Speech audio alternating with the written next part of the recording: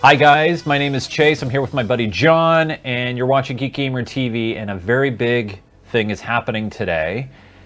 I am building my first, well, no, not first. I'm building a gaming PC. It's the first time I've rebuilt my gaming PC from the ground up in 9 years. Well, that's not rebuilding. That's from from scratch. Yeah. From scratch. Constructing. My current gaming computer is an Intel 975, an i7 975. It's an Intel Extreme Edition processor, X58 chipset. Where did that processor come from? I don't know. I had a good friend give me one. I forget his name. I forget his name. Yeah. Anyways. Anyway, so I'm very happy to finally build it, and I want to show something off real quick before we go into the big meat and potatoes about it. I want to talk about something quickly. So anyway, yeah, I haven't been wanting to do this because I felt like what I have has been sufficient. Like, it gets me by. And so I started playing some Battlefield 5, and yeah, I'm getting maybe 50, maybe 60 frames a second, just enough to get me by. And a good friend of mine, friend of the show, you guys know who he is, Joseph Falby, Payback, staff member of PDX Land, and said, hey Chase, are you going to come down to PDX Land November? And I said, John, do you want to go to PDX Land November? John says, of course. Of course. So, by the way, PDX Land is a huge LAN party. It's one of the longest running, maybe if the longest running ongoing LAN party in North America. I don't know anybody else off the top of my head who does consistent LAN parties on a big scale in the United States like PDX LAN. At least on the West Coast. Yeah, at least. So anyway, we go down to PDX LAN November. They're in a brand new venue in just north of Portland on the Washington State side of things at the Clark County Convention Center. And, they have contests, they have all these things. And when I was there, decided to get involved and participate in the Battlefield 4 Knives Only competition. And it was fun. I didn't think I was going to win anything. And I ended up winning one of the rounds. And the prize was this Western Digital, actually. Let me...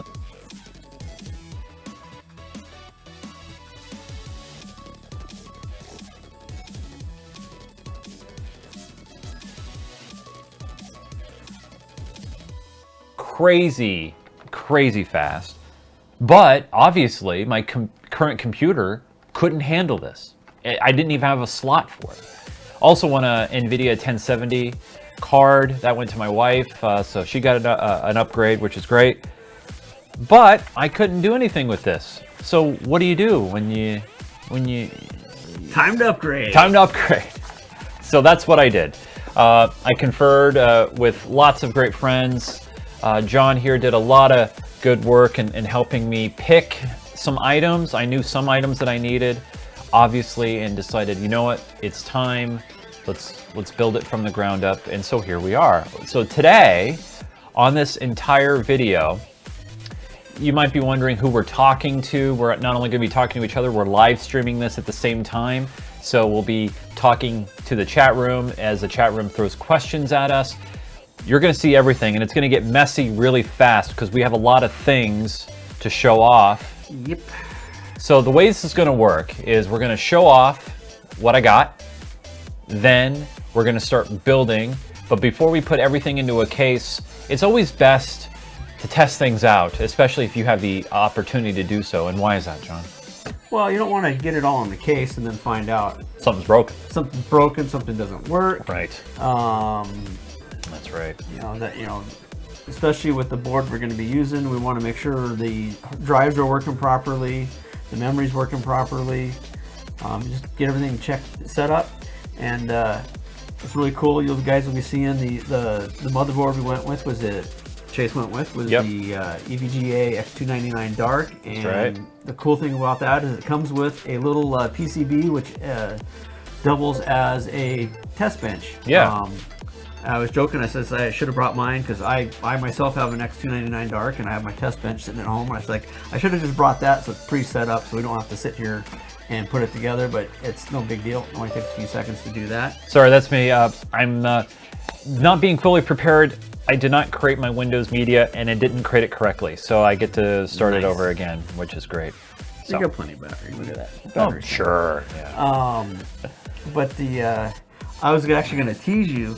So how much, because Chase, I went down with Chase to the PDX land. Yep, we went down. And when I had to take that little short break and made you jump on Battlefield 5 on my PC. Yep.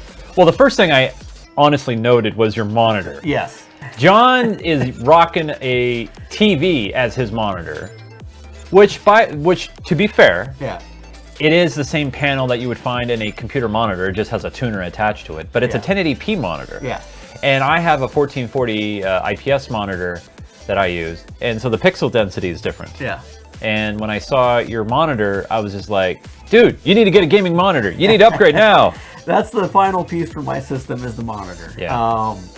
But which, by the way, mine was supposed to be here yesterday. It is en route today. It should be here today. It better be here today. The which, you know, like I mentioned, I've got the X299 Dark as well. Yep. I'm running with the 7940X, which is the 14 core, and with a 1080 Ti EVGA for the Win 3 on water.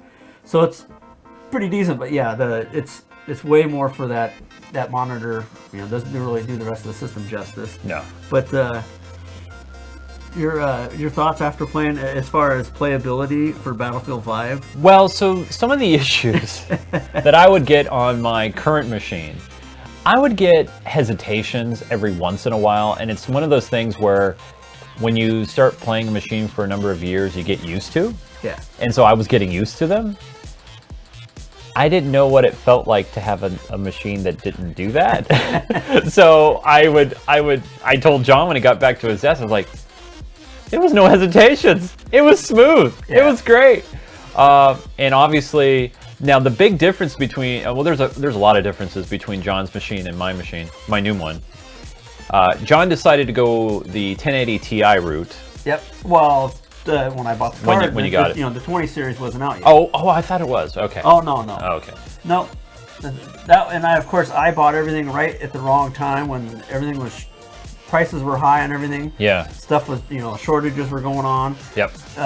Even today, or you know, this last week and a half of you collecting stuff, we were running. And one of the hardest things we had was finding memory. Or what we, you know, or finding the right set to speed ratio kind of a situation and all that. So, all right, so that's the backstory. That's all the backstory. Let's get to it. The first thing we'll show off is what is this all going to go into? I think we're going to get the biggest thing out of the way first, so we could show it to you guys real quick. Then we'll move it away, and then we'll show you all the other stuff. The case I decided to select, which, by the way, huge shout out to Gamers Nexus. Their in-depth analysis of all these PC cases out there helped me decide this, and check them out on YouTube, Gamers Nexus. It is, actually, I'm gonna move this as John moves the anti-static pad that we have, the case that I decided to get, as John is going to pull it up on the case. Oh, don't let those straps rip. Oh, they're not going to rip. Okay. That was my hand popping through. It's the oh boy, look at this. I'm hiding back here. What the? It is hello. This is the Cooler Master H500 mesh in gunmetal. They make the white version, so I'm going to grab them. I'll help you here. Let's help out. Ooh. That new case smell. Now the cool thing about the mesh is this is gonna pull off. Yep. Is this? Yep. Oh, is it stuck on the bottom? There we go. Yeah. There we go. All right. That fresh smell. All right, and let's see if I can pull it up. There we go. John's gonna pull the bottom way. Da-da-da. All right. So as you can see, it's this is considered a mid-sized tower these days. I can't believe it. But this case has a lot of cool features. Most importantly is the passive air cooling. It does. It's actually one of the best performing cases of 2018 that are out there. The cool thing about this case, obviously, you have the mesh front that you see here. These are two, I believe, 200 millimeter RGB fans. Okay. Also in the back, you got a 120, I believe, or 150 millimeter fan in the back, which we're going to be swapping out. Yes, I'm going full RGB on this sucker, you guys. So it's huge. But here on the, you got a glass side here, which, by the way, yes, the only way you open it up is with this flathead. I wish they would have had a thumb screw. That's one of the big little knocks about it. But we're going to take that off anyway, because we need to get inside. So it was just lift up, wasn't it? Yeah, I think so. Oh, hold on. More bend. There we go. Fingerprints already. Yes, fingerprints already. Fingerprint magnets. So it has a power supply shroud here underneath it. You also have mounts for two SSDs. 2 and 2.5 inch SSDs. This can handle an eATX motherboard. Unfortunately, on the side here, the mounting ports for the eATX motherboard is here in the back. So basically, it will cover maybe about a quarter to about half of the grommets. Not a huge deal. Not a huge deal, but we're going to have to do a lot of deconstruction because we have to remove these shrouds. Now, another reason why I went with this case is the back side. Let's flip this around here for a minute. You want to pop those thumb screws, or we'll pop them later. Okay. The back side here, the reason why I went with this case, and you notice, no glass. I didn't want glass on both sides, even though now I will pop them off. Ah, damn, this is really tight. Got a tool here. Let's open this up. Wow, that's a real tight thumb screw. I do like, though, that the thumb screws are recessed in there, so you don't lose them when you want to take off the door. There you go. So now, and we'll probably just leave this off for now. Yep. Is on the back here, you'll notice there's more shrouds that are covered, and also more mounting points for drives as well. This is just basically for cable management purposes. On the top here, you have the ability to mount the radiator up on the inside as well, and you have this kind of clear, so you can look down if you want to. But there you go. That's the case. It does support also vertical mounting of your video card if you want to go that way. I will not be going that way. But yeah, it's a great case, very well designed. Cooler Master did wonders here, and hopefully when we put all this stuff together, it'll all work out. But yeah, looks great. No damage, no dents. It also, the cool thing about this particular case is also comes with a Rgb Fan Controller as well from Cooler Master. And that might be in the accessory packet, or is it underneath there? It's probably going to be underneath there because I don't. Oh, accessory box. Yep. So you get an accessory box with it, and inside the accessory box, I would assume is probably. Well, I don't see it in here, but there is a controller. Well, there's stuff under here. Oh, I'm sorry. The controller comes with the CPU cooler. Oh. Sorry, I got that confused. Still Cooler Master. So anyway, there's the case. I'm going to just keep the accessory side over here for now, as it's creating Windows Media. All right, so that's the big thing. We're going to get that out of the way for a moment. Like I said, things are going to get crazy here. What is, let's show the motherboard case real quick. Box. Yeah. We'll show the box. There's not much to the box. It's just black. But here it is. This is the X299.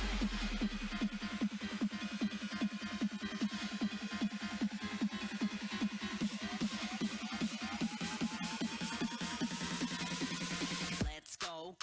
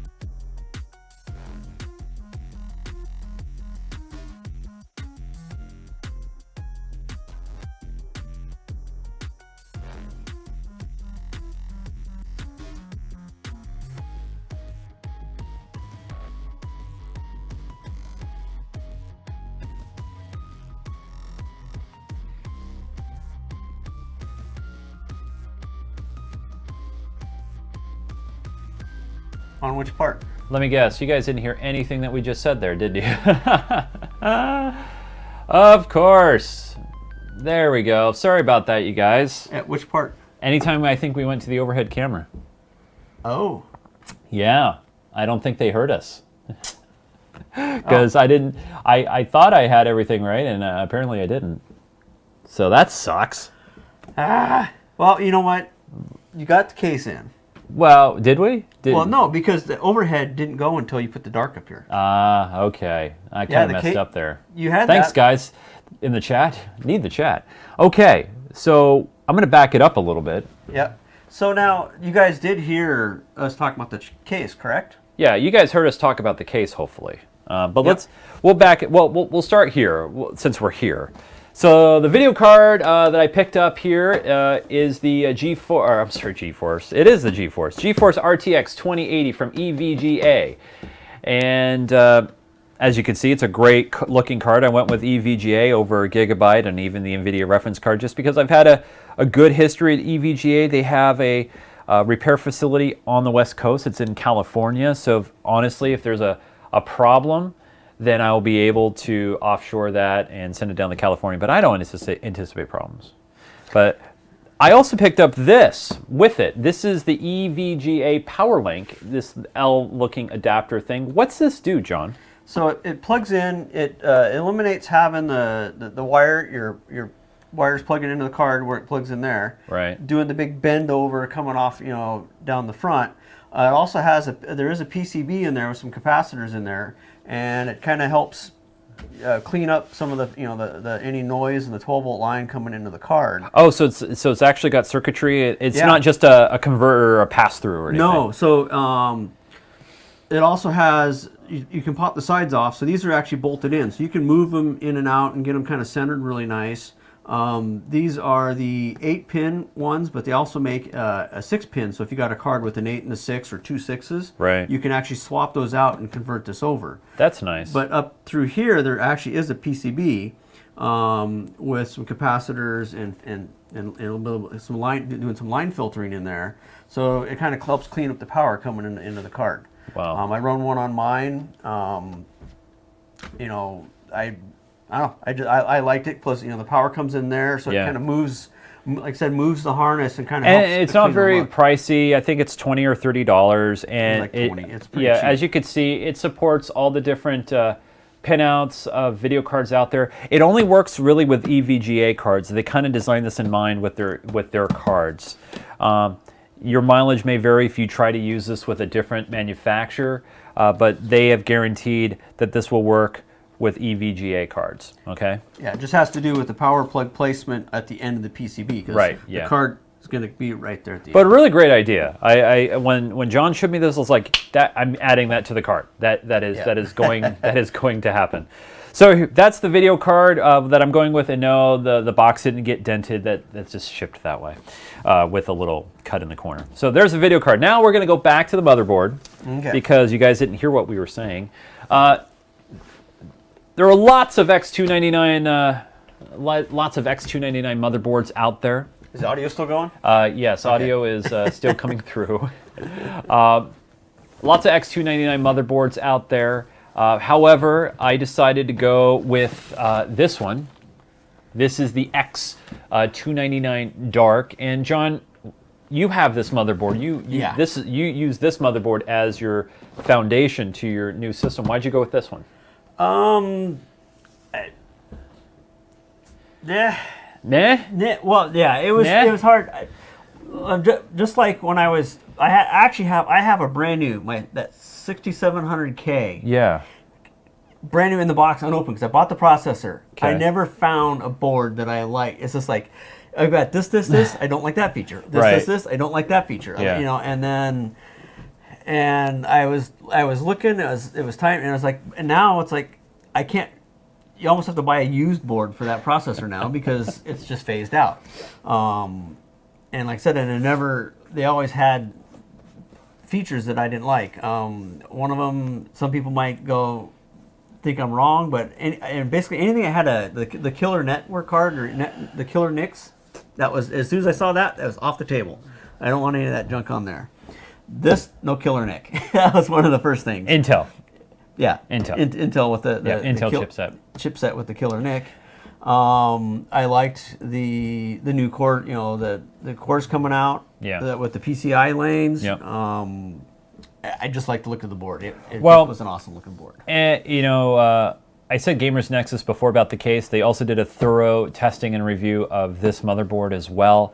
And obviously you got a company like EVGA, and they're not paying me. I bought this stuff direct from California with my money. They make some good stuff, and they really knocked it out of the park as far as with the reviewers with this board. I'll give you guys my personal opinion once we get it all done.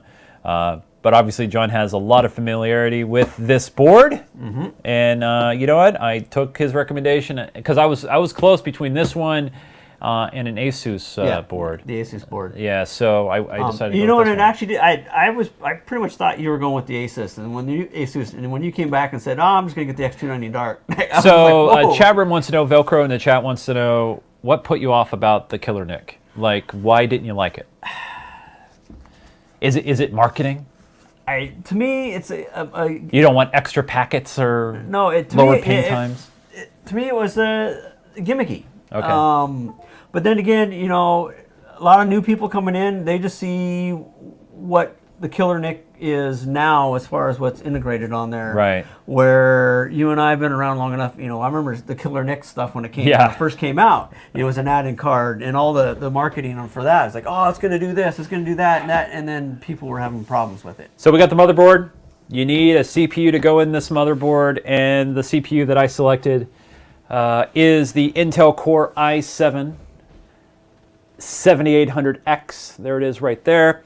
I decided to go with this one just because of the fact that it gets me into the X299 platform, and I'm going to stay in that platform for a while. Obviously, I'm looking at the PCI lanes, and so eventually when the price of the higher end chips start coming down over the next few years, because it will take some long period of time, I have an upgrade path to stick with this motherboard, and then I can literally just drop in a new CPU and take advantage of the expandability of the chipset, which that's what my plan is. I know it's not like comparing to other new i7 chips as far as the gaming performance, and the cost per performance factor.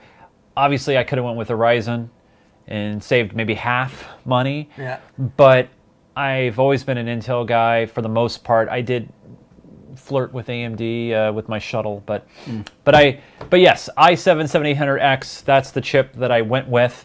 The hard drive, which I already talked about this story, is the Western Digital Black 3400 megabytes per second. That's crazy.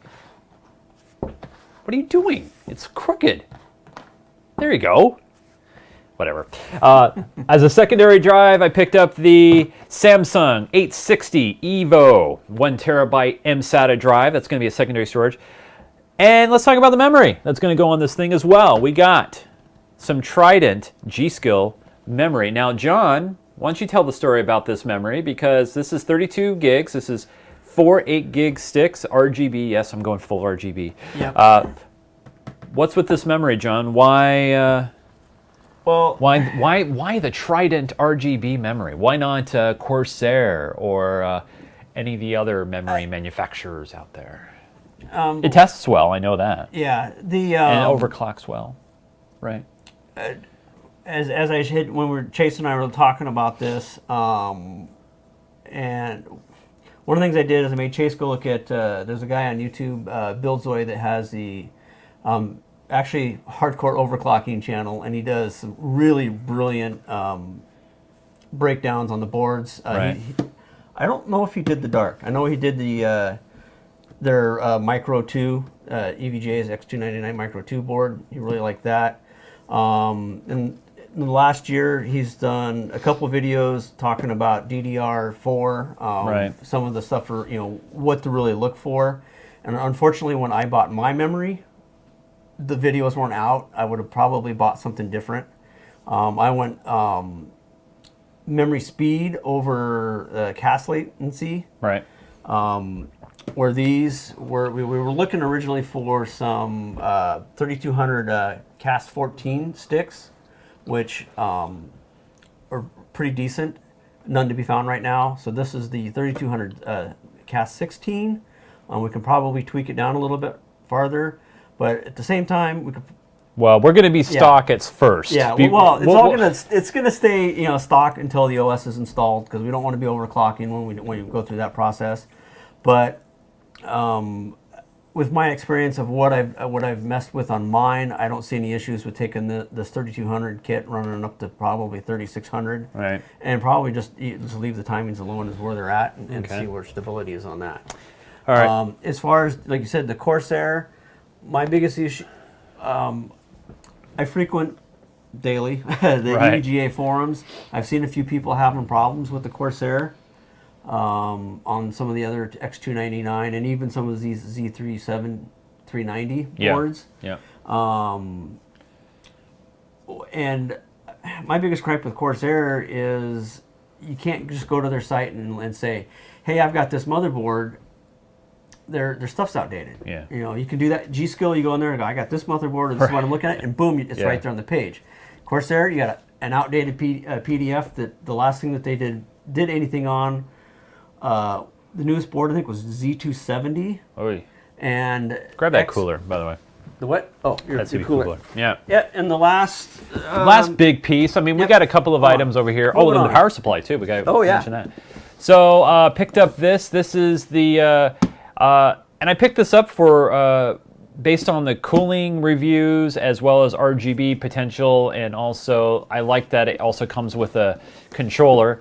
I picked up the Cooler Master ML240R RGB. It comes with a controller. It's got your two fans, and obviously it's compatible with some other systems that are out there. ASUS's Sync, ASRock's, MSI's, but obviously we got a cooler here as well that will help things keep cool. And then finally, last, but I guess certainly not least, is the power supply. I could have gone with many different options. I decided to stay in the EVGA family and picked up a very highly rated and long warranted EVGA Supernova 850 G3. This is a modular power supply. Yep. Great thing about this is it is warranted for 10 plus 2, 12 years. Plus, since I bought it on my credit card, I get another 2 years on top of that, 14-year warranty, which is just ridiculous. I will say, though, that my current power supply that is in my system now, which is a Corsair, I think it's an 850, been solid. I've been very happy with that one as well. It was really close between the two. And I guess the last thing to show you guys, which kind of related to the motherboard, and I didn't talk about it, is this internal USB hub. John told me about this, and I thought this was a brilliant idea. This is made by NZXT. And what this does is, obviously some motherboards only give you a couple of headers. If you're doing some RGB and some other things, you might run out. And so what this will do is will give you additional internal headers and normal USB ports to put on the inside of your case. This thing is inexpensive, and it's great. I think it's, let me go get that in the shot there. I think this is awesome, and I cannot wait to put it in the system. So here's what we're gonna do. Now this is where things get chaotic. We're now at the chaotic portion of our program.